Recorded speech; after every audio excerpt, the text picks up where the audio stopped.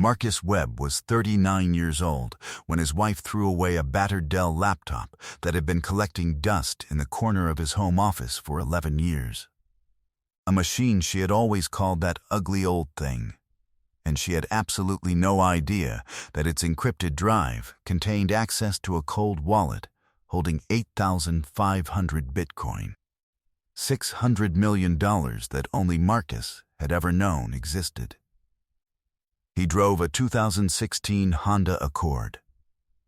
He packed his lunch 4 days a week and took the fifth from the break room at the office.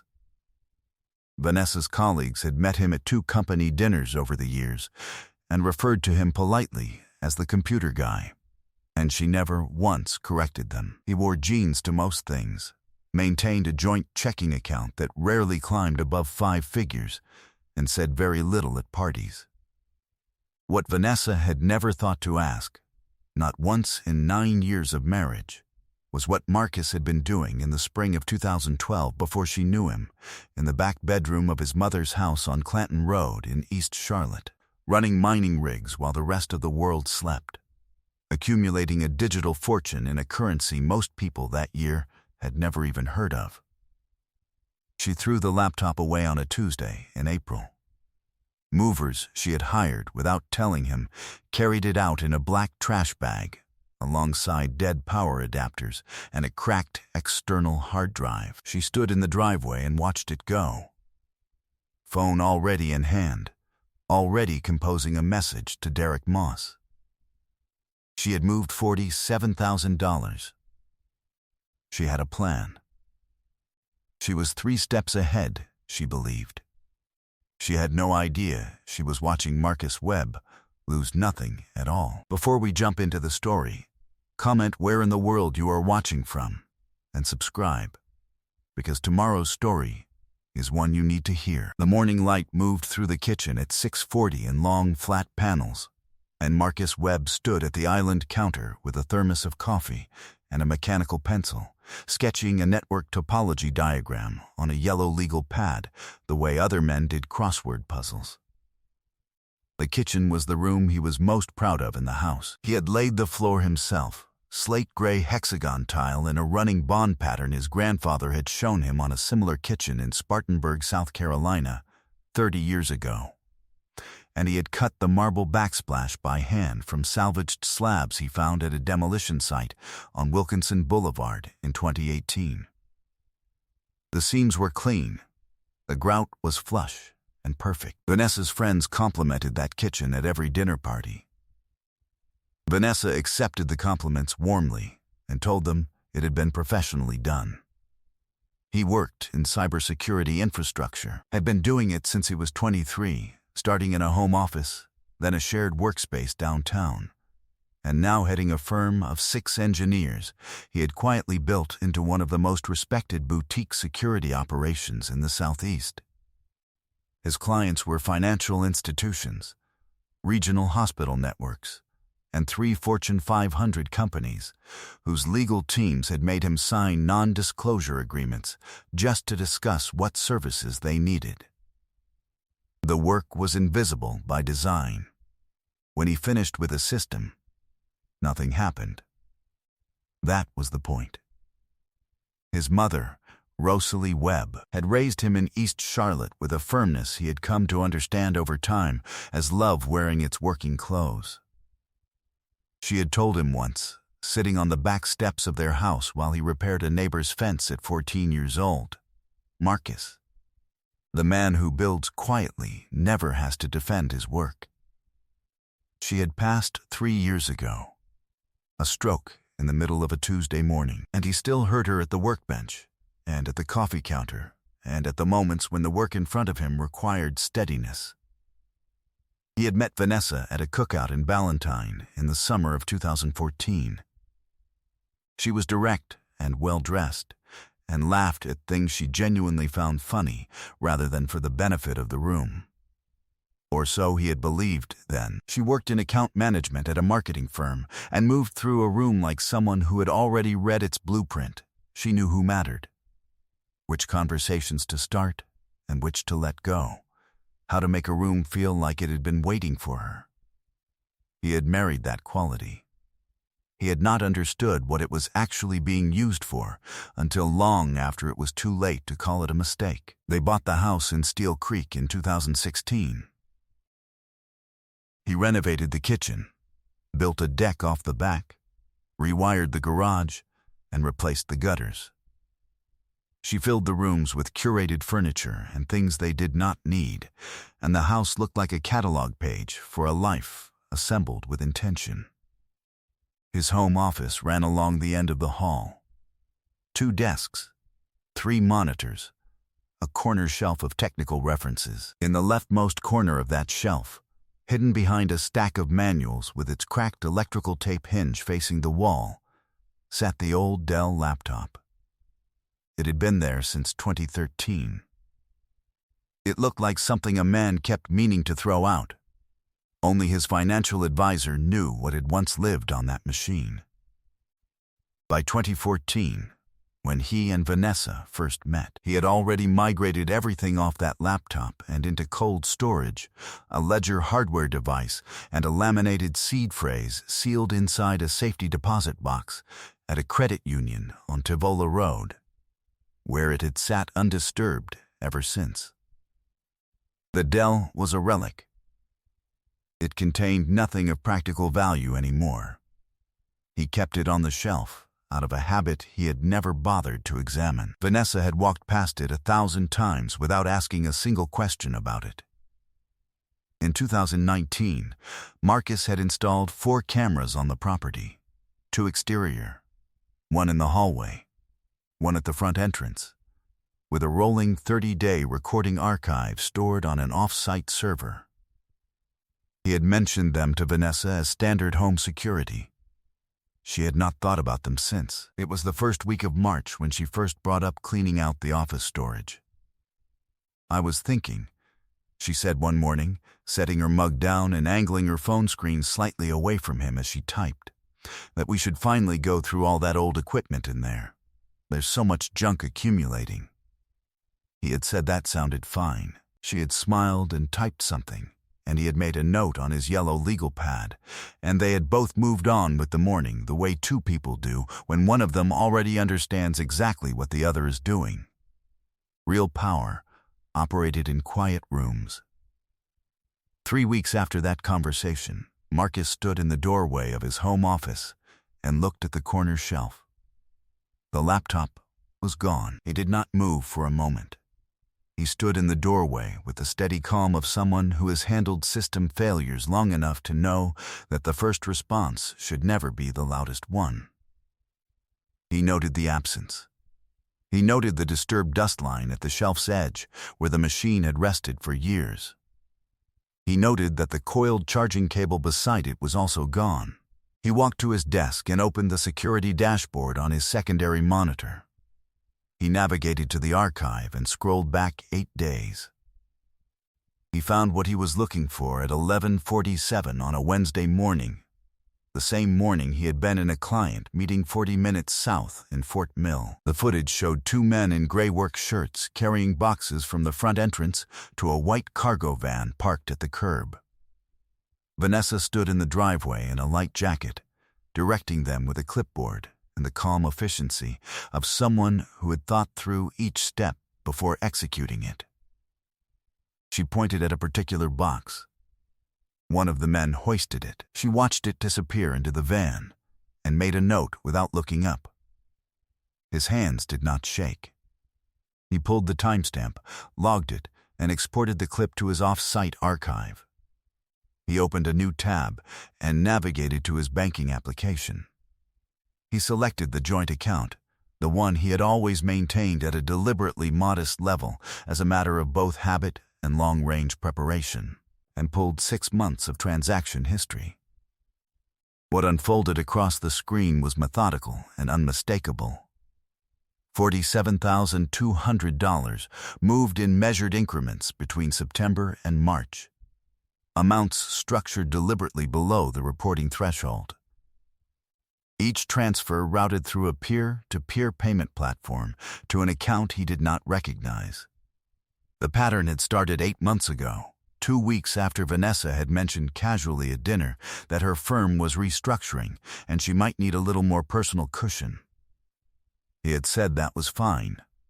He had not given it much thought at the time. He gave it considerable thought now. He ran the destination account number through a business directory search. It returned a single result: a limited liability company registered in Mecklenburg County 7 months ago. The registered agent was listed as Derek Moss. His face remained perfectly calm. He opened a real estate database he had used the prior year during a client background check and built a full profile. Derek Moss, commercial real estate developer, 44 years old. 3 residential properties in South Charlotte, 2 in Dilworth, a pending mixed-use development on Moorhead Street with recently restructured financing. 2 prior civil suits, both settled out of court, both brought by former business partners alleging misrepresented property valuations.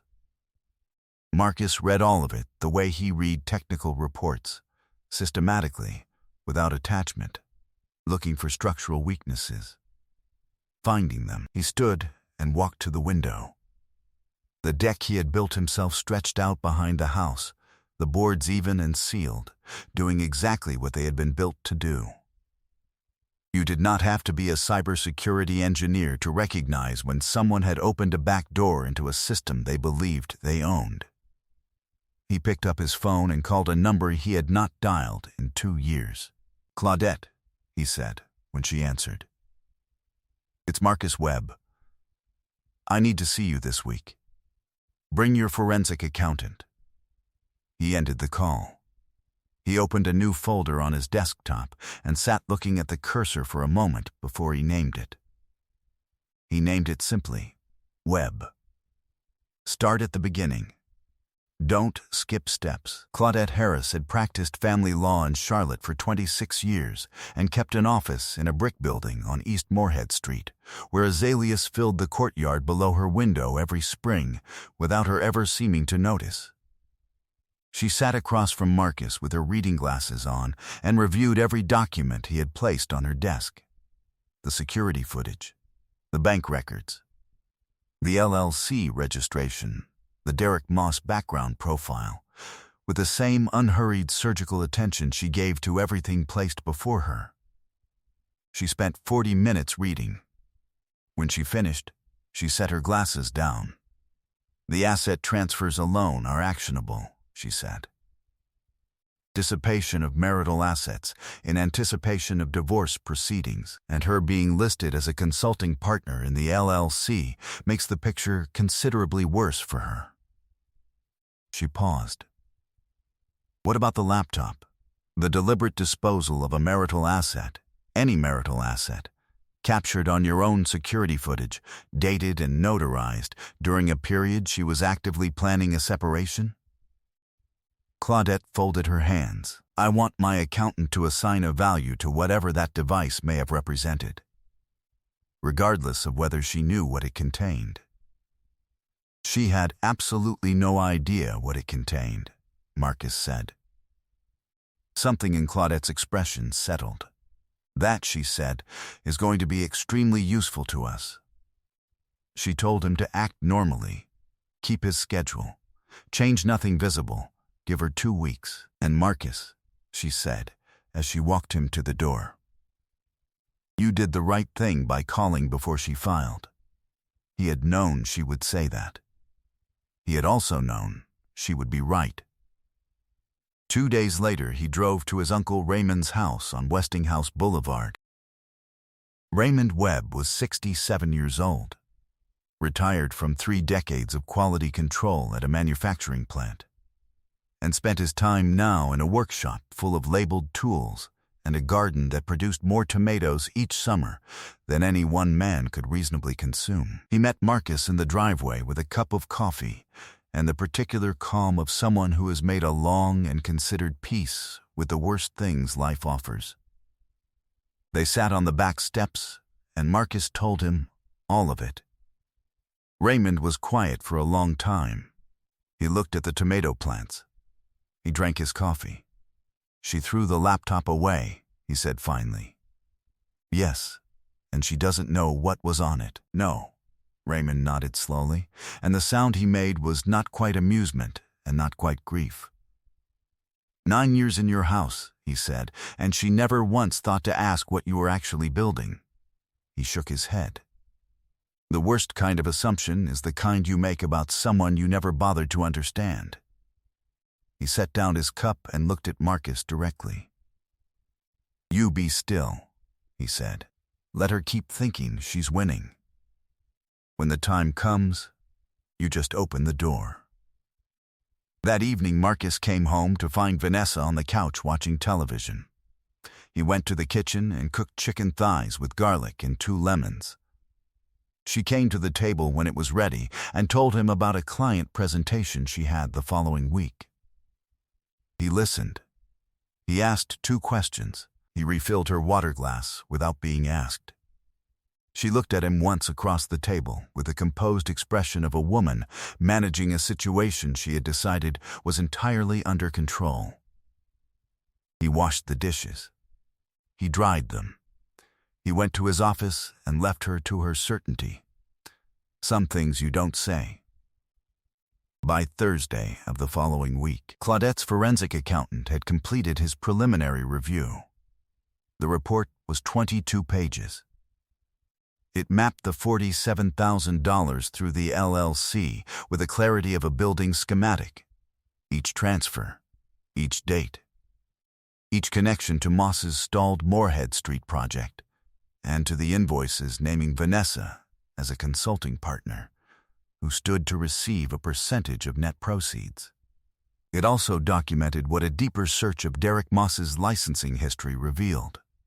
A suspended commercial license in South Carolina from 18 months prior, the result of a contested dispute with a former business partner, never disclosed on his North Carolina registration.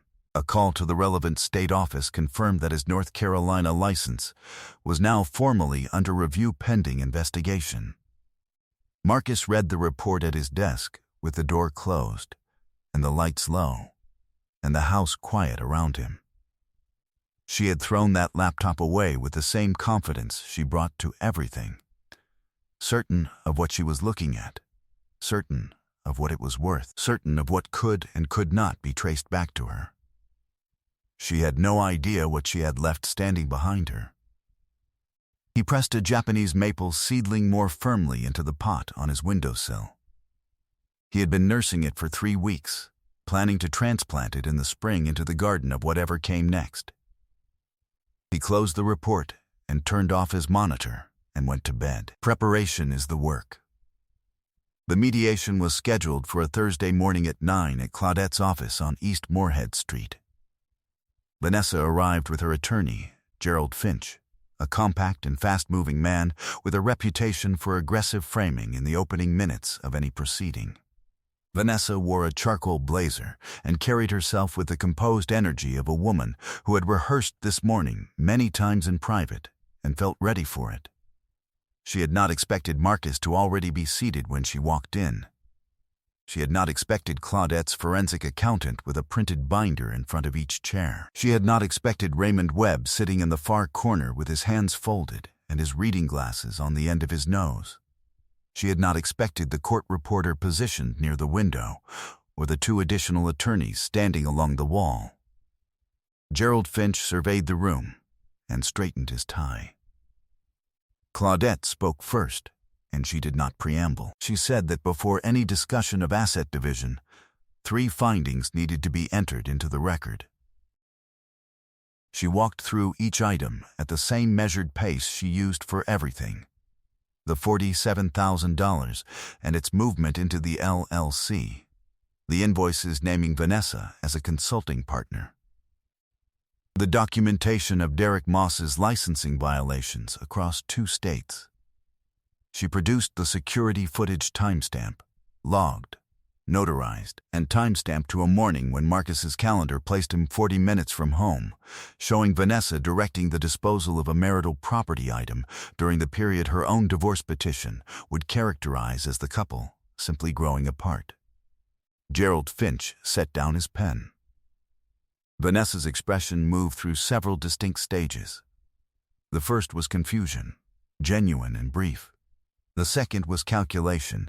She was searching for the counter-argument, the redirect, the angle she had not accounted for.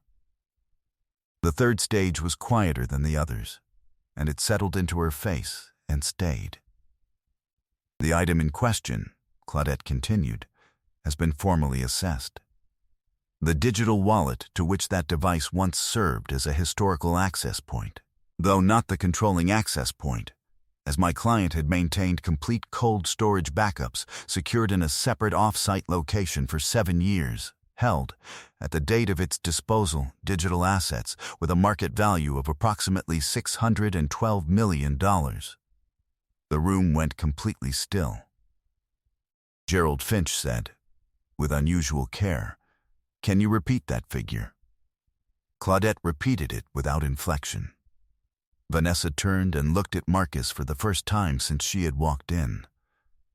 He was watching her with the steady patience of a man who had spent a long time building something and was watching the final piece confirm exactly what the blueprint had always promised. "Marcus," Vanessa said. Her voice had changed into something smaller and unpracticed. "Marcus, I didn't know. I know you didn't," he said.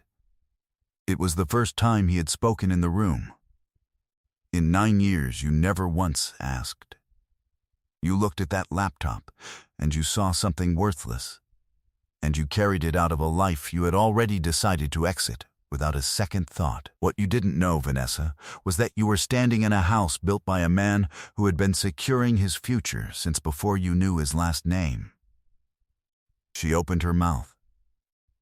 From the corner, Raymond Webb said, without standing and without raising his voice, "Let the attorneys finish, young lady." It was not harsh. It was simply done. Vanessa's mother had come to the mediation at Vanessa's request, to sit in support. She had positioned herself 3 chairs away, with her hands folded in her lap, and said nothing throughout. At one point she looked at her daughter with the expression of a woman who had been quietly revising an opinion for several months, and had just that moment arrived at her final answer. Claudette laid out the terms without theater. Given the documented dissipation of marital assets in anticipation of divorce, given the fraudulent conveyance of funds into a jointly beneficial LLC, given the deliberate disposal of marital property captured on dated security footage, given the prenuptial agreement signed in 2015, which included a clause voiding equitable distribution protections in the event of documented financial fraud by either party. Gerald Finch requested a recess. He did not receive one. Marcus stood when it was time to stand. He gathered his copy of the binder and his phone and buttoned his jacket. He looked at the woman he had built a kitchen for, and a deck, and a life she had walked through without ever once asking how any of it was made. "You picked the wrong house to clean out," he said. He walked to the door and he did not look back. Behind him the room was very quiet, and the only sound was the deliberate, steady scratch of the court reporter's pen as she noted the time. He was done. 8 months later, Marcus Webb stood on a new deck behind a smaller house in Noda that he had gutted and rebuilt over 2 long, satisfying weekends with his Uncle Raymond and a man from his firm named Calvin, who brought a portable speaker and worked without complaint. The deck boards were cedar. He had sealed them himself. The garden along the left fence line had tomatoes splitting at their seams with their own weight, and a Japanese maple he had transplanted from the windowsill pot in October was already showing the first careful signs of taking hold in new ground. The morning was clear and cool. He had his thermos.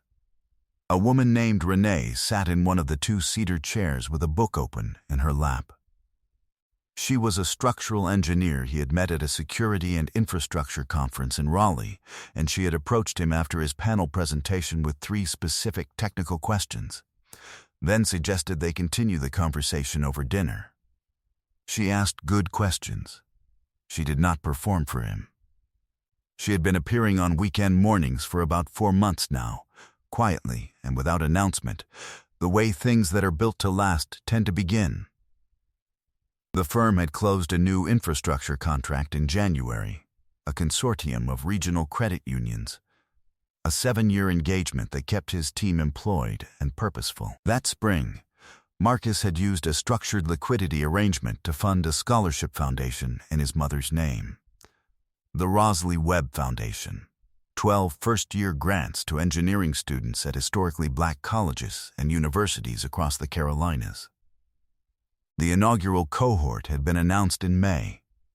He had attended the ceremony in a plain dark suit, shaken 12 hands, and driven home.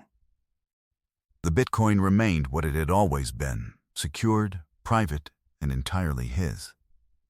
As for Vanessa, Marcus had heard what he had heard through the ordinary channels that carry such things, and he had let it settle without lingering on it. Her firm had asked her to resign after the discovery process surfaced communications that could not be explained away. She had relocated to a smaller apartment in the university area.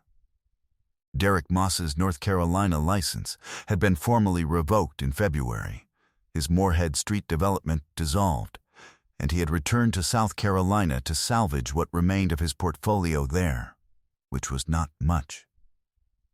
Vanessa's mother had stopped returning her calls somewhere around November.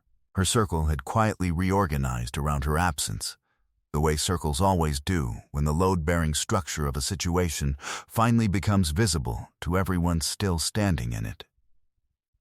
Marcus had not called her. He had not driven past any place she might be. He had no interest in mapping the specific shape of her consequences. That was hers to live with. He had other things to build. He pressed one cedar board with his boot, sound, sealed, steady, and looked out at the maple tree, its leaves catching the morning light at an angle that turned them briefly to copper before they stilled. He had built everything worth keeping. He was free. He was solvent. He was unbothered. I hope you enjoyed that one. Be sure to like the video and subscribe so you don't miss the next story. I've picked out 2 more for you that I think you'll really like.